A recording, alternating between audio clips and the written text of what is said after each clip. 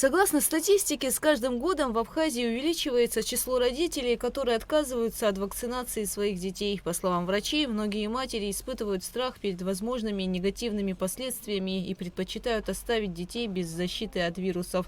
В то время как специалисты в один голос утверждают о том, что низкий уровень вакцинации представляет серьезную угрозу для здоровья всех граждан, особенно детей. Потому что падает коллективный иммунитет.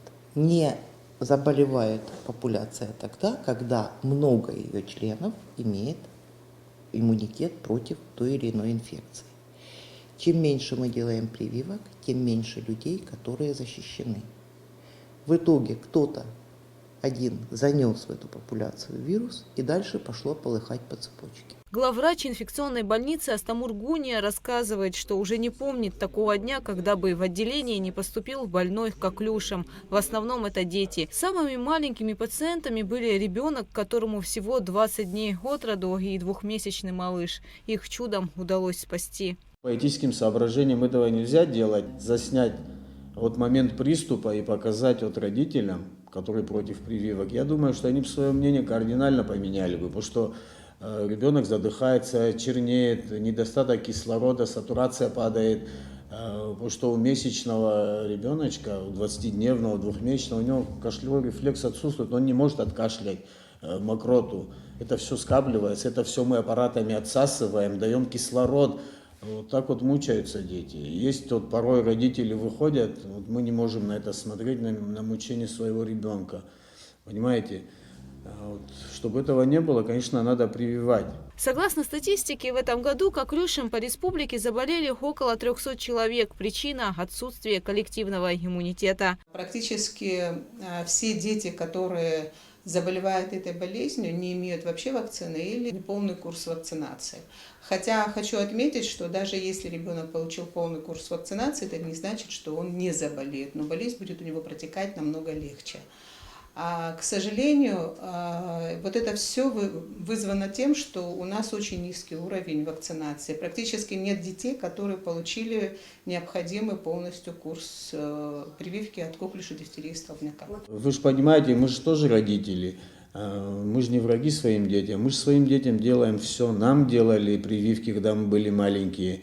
Потому что гораздо легче переносят привитые дети. Это абсолютно бесплатно. А потом уже, даже если с финансовой точки зрения подойти, выхаживать, лечить такого больного, это очень дорого. Правда, у нас все бесплатно, но есть моменты, когда мы не справляемся, особенно это вот грудные дети. Хотя у нас были и 20-дневные, и месячные, и двухмесячные, когда совсем тяжелые, нам приходится их переводить в Российскую Федерацию, в больницу. И лечение одного дня такого ребеночка в реанимации обходится очень дорого. Очень дорого, поверьте мне, вот государство оплачивало нескольким больным лечение. Процесс иммунизации в Абхазии особенно ослаб после пандемии коронавирусной инфекции, рассказывает глава Гудаутской СЭС Инга Чанба.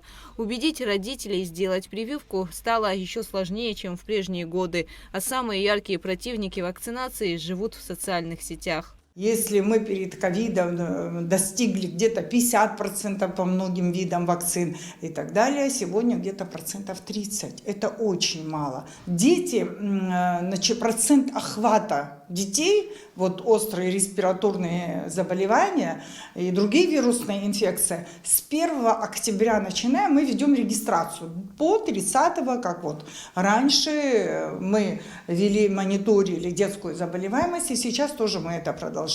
Просто она растет.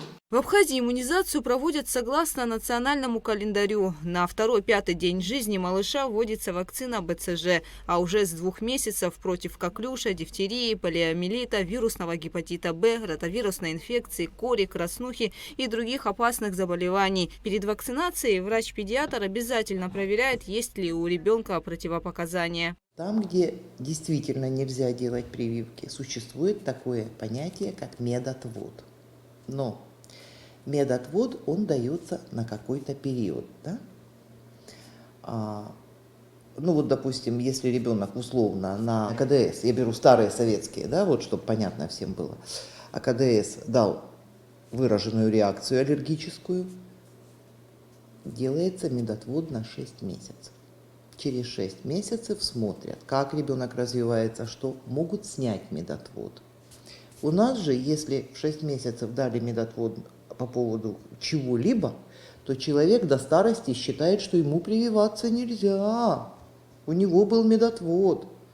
Но это проходит, организм развивается, и медотводы снимаются. Есть, конечно, безусловные противопоказания, но это педиатры определяют по каждому конкретному ребенку отдельно. Одна из самых главных причин отказа от вакцинации – утверждение, что прививки могут спровоцировать аутизм. Основателем этой гипотезы является британский врач Эндрю Уэйкфилд, который в 1998 году опубликовал в одном из медицинских журналов результаты исследований, которые якобы доказывали связь между вакцинацией против кори и детским аутизмом. На первый взгляд, данные, которые показал Уэйкфилд, выглядели очень убедительно. До публикации статьи мало кто знал, что Уэйкфилд не отметился никакими научными открытиями и достижениями. После выхода исследований ситуация изменилась в корне. Молодого врача стали охотно приглашать на телевидение. Его фотографии не сходили с обложек британских таблоидов. Казалось, что причина возникновения аутизма у детей наконец разгадана,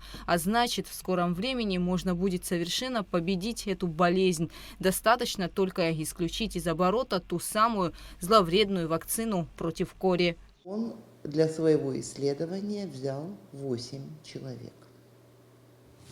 Впоследствии, вот я как раз, у меня статья открыта, впоследствии было перепроверено его данные на 657 491 ребенке.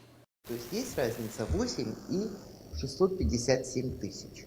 Где будет более достоверная информация? Естественно, во втором случае. И не было ни одного подтверждения тому, что вакцина КПК связана с аутизмом. В любом случае надо спросить, а для чего это было сделано?